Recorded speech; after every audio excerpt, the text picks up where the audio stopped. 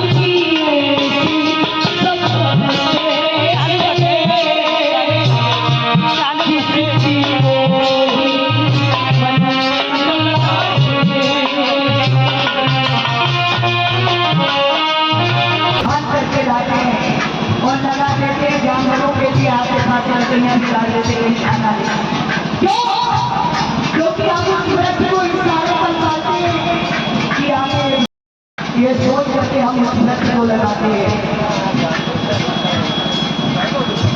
ऐसे ही एक माँ बाप अपने बच्चे को जन्म देते हैं कि आगे चल के कौन हमारी सारी खेती का करता कौन वापिस होगा।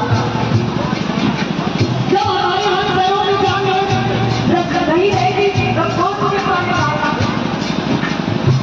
ये सोच करके मैं बच्चों को पाती हूँ और वही बच्चा जब बड़ा हो जाता है, जब हमारी बारी चार भाई के लेने के लिए आई सब उन्होंने बोला किया और घर से बात नहीं किया या कहीं रखो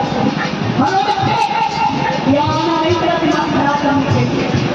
तब सोचते अरे भगवान ये सारी उम्र मैंने इसके लिए किया था, आज अपने घर से भी मुझे निकाल दिया गया जिस घर के लिए मैंने कभी सोची है।